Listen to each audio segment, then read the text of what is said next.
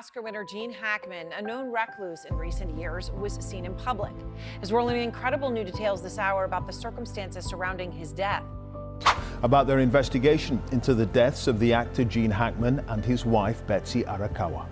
They say he died from heart disease after his wife passed away from a rare infection. On the morning of February 26, 2025, a maintenance worker arrived at a gated estate in the hills above Santa Fe, New Mexico, and found a door that would not answer.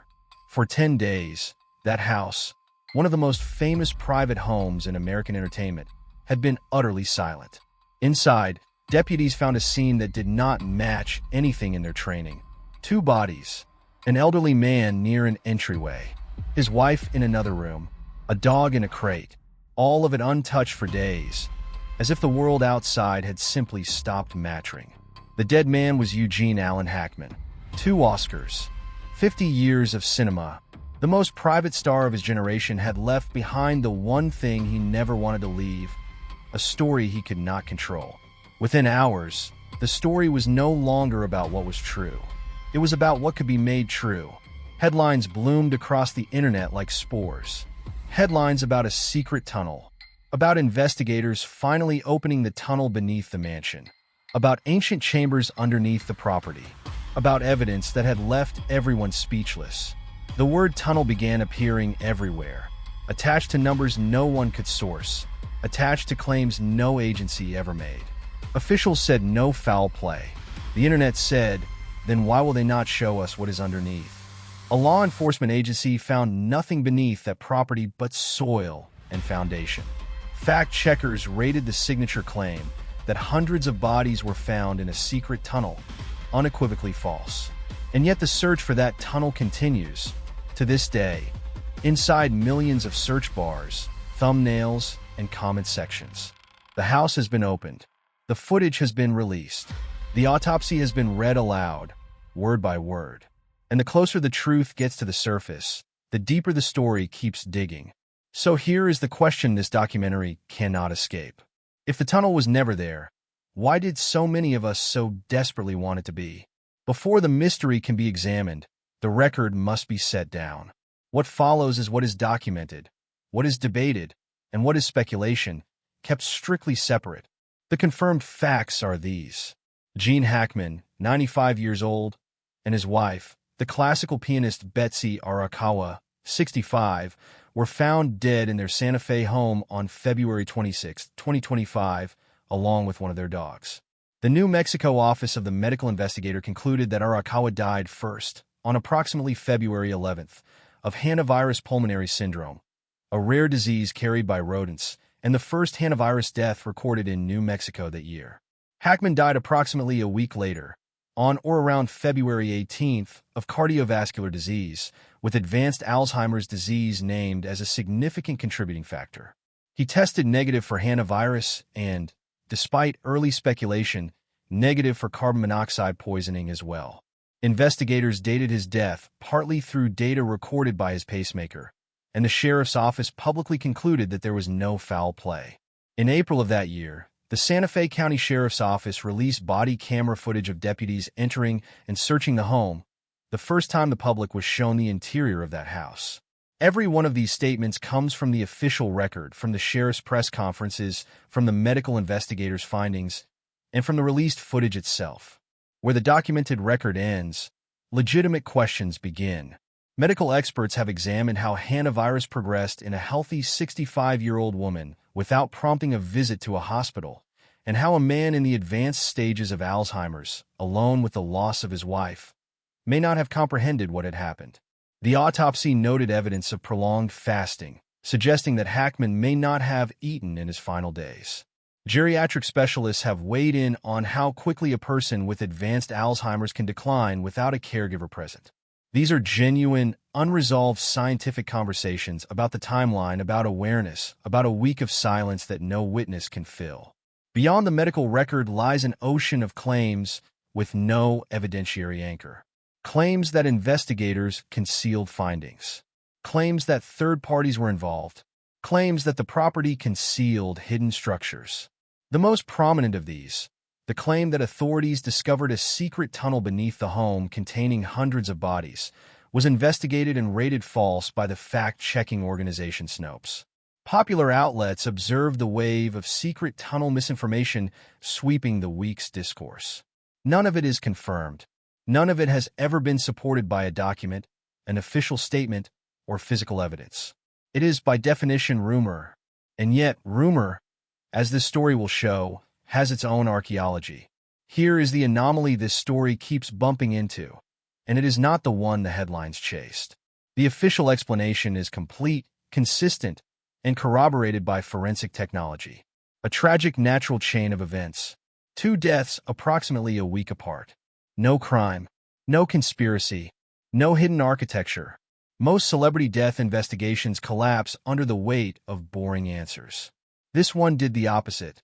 The more airtight the official record became, the louder the alternative narrative grew, and the more detailed. Consider the actual sequence. On February 26th, deputies arrived and found a scene that was suspicious enough to open a formal investigation, in the sheriff's office's own words.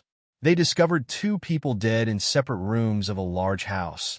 Dead so long that the body camera footage, released weeks later, shows officers moving through the estate with the careful posture of people documenting something fragile and strange. A cell phone on a counter. Doors unlocked. No note. A gap of more than a week between the last evidence of life and the moment anyone came looking. That gap is where the myth was born, because a week of silence inside a gated mansion is a vacuum, and vacuums do not stay empty. Within days, the internet filled the vacuum with structure. The word tunnel appears to have attached itself to the story through a predictable pipeline.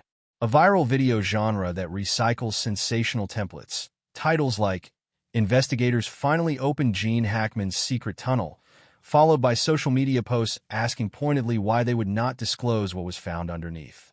Fact-checkers traced the climax, the claim of hundreds of bodies, and found nothing behind it but assertion.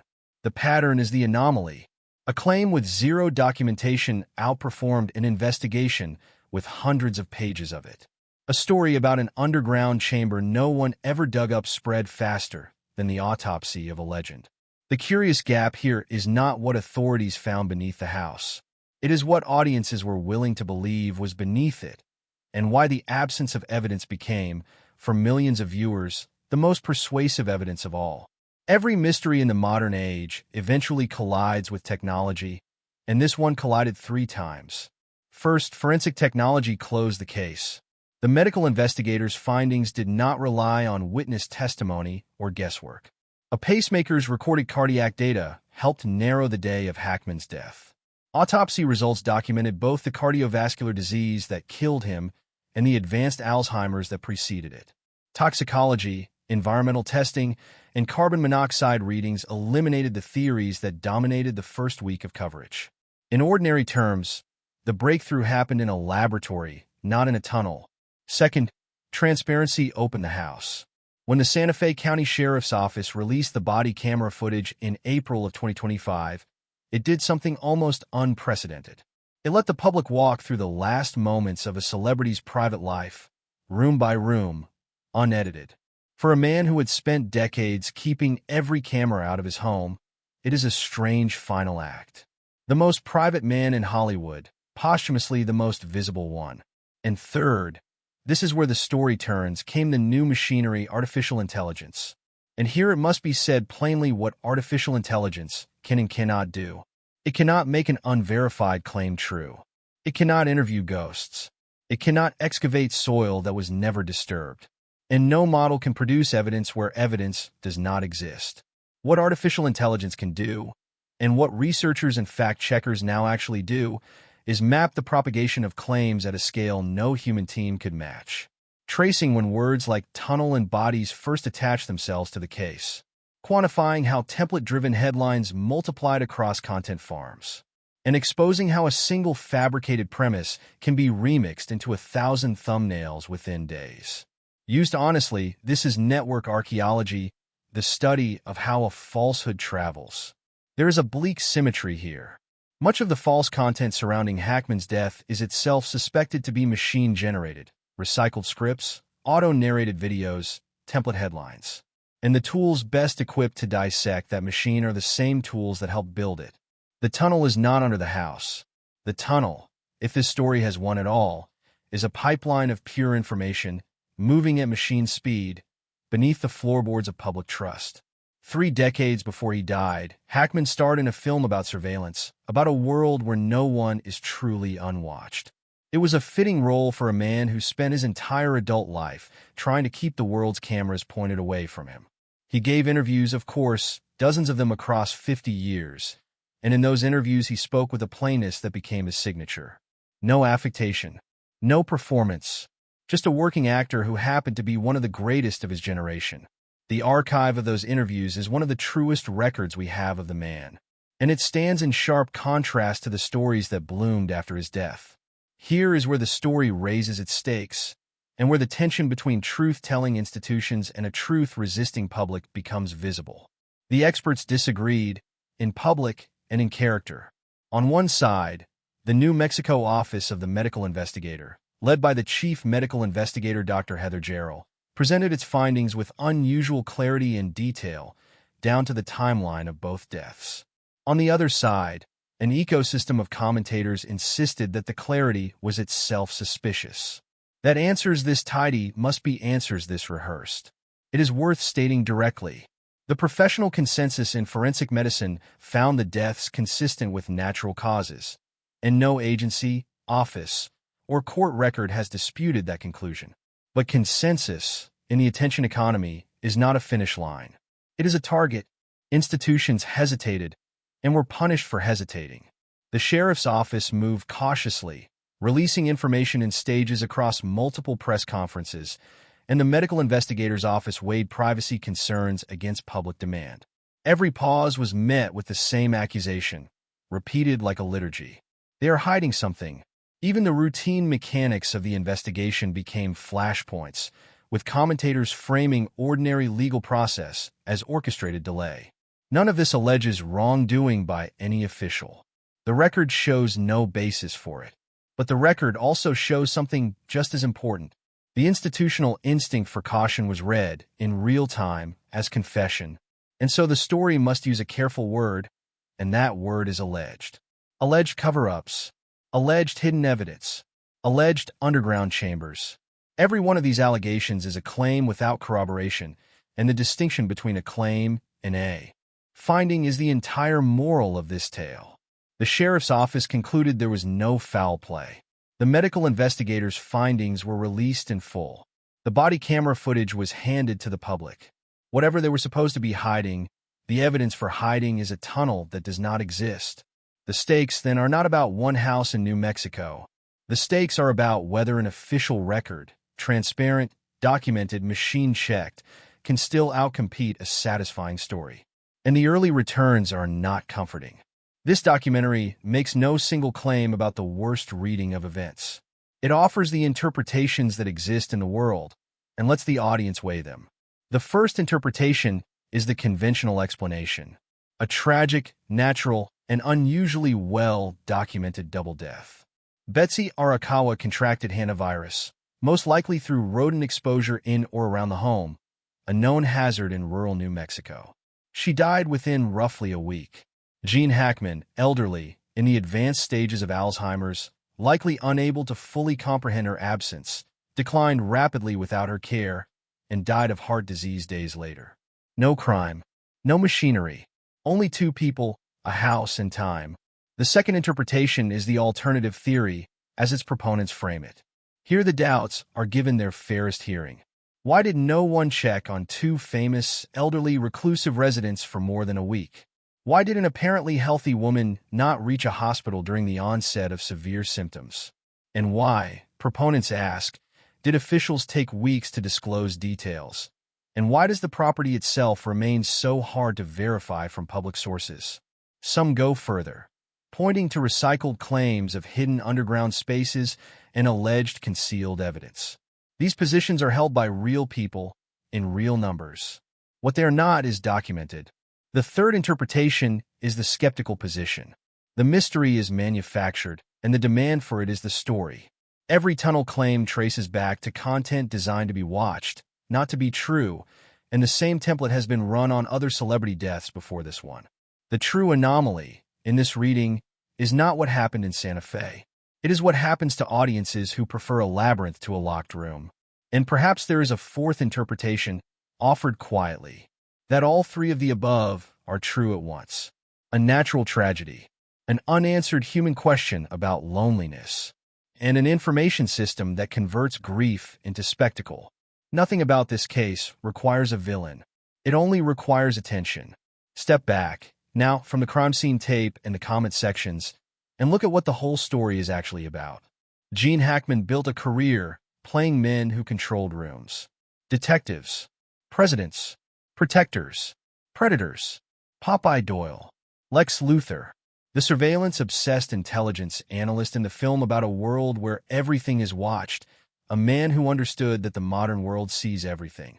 And at the end, the man who played those watchers was found inside a house that no one had watched for 10 days. The irony is not subtle, and it is not lost on the people who loved his work. The most photographed privacy advocate of his generation spent his last week invisible to everyone who cared about him. The medical reality is harsher than any conspiracy. Hantavirus is not a plot. It is a rodent-borne disease with a brutal speed, and New Mexico sees it every year. Alzheimer's is not a cover story. It is a thief that takes orientation first, then memory, then the ability to understand that you are alone. The tragedy of that house is not that something was hidden beneath it. The tragedy is that something was hidden inside it. A man, declining, beside the death of the person who anchored his world, unable to reach the phone, unable to comprehend the silence. Why does this matter beyond one estate in the high desert? Because the way a culture mourns and the way it refuses to accept a mundane ending tells you what that culture believes about death, about fame, and about control. We do not want to believe that a two-time Oscar winner can die of an ordinary heart in an ordinary chair, alone. So we invent a tunnel. We invent hundreds of bodies. We invent a reason why the ending must be big, because a small ending for a big life feels like a mistake. It is not a mistake. It is the most common ending there is. The house on the hill had no hidden architecture, only the architecture of a long human life, winding down in the only direction any life can go. The questions that remain are not about the graves. They are about us. Why is a boring truth so much harder to accept than an exciting lie? And what does it say about the age we live in when the most popular story about a man's death is the one with the fewest facts attached? The tunnel is open. You can watch it open, right now, in millions of videos. A door that was never there, swinging inward forever, revealing a chamber no one ever found. 50 years ago, Gene Hackman made a profession out of telling the truth inside fiction. In death, he has been given the opposite. Fiction wearing the clothes of truth. There is one unresolved question this documentary will not answer for you, because only you can. If the tunnel was never real, why did so many of us need it to be? The medical examiner's office closed the case. The sheriff closed the investigation. The cameras closed the house. But the story is not closed because every viewer of this film, in this moment, is standing at the mouth of that imaginary tunnel, deciding whether to step inside or to finally look at the house itself. The house was always the story. The house and the man who lived in it, and the week of silence that no tunnel can explain or undo or make more dramatic than it already is. The tunnel is open, and what is inside was never there. If this documentary changed how you see this story, or if you still believe there is something under that house, leave a comment below. Tell us which interpretation you carry out of this film, the autopsy, the allegory, or the tunnel. And subscribe for the next investigation into the stories we tell ourselves about the dead.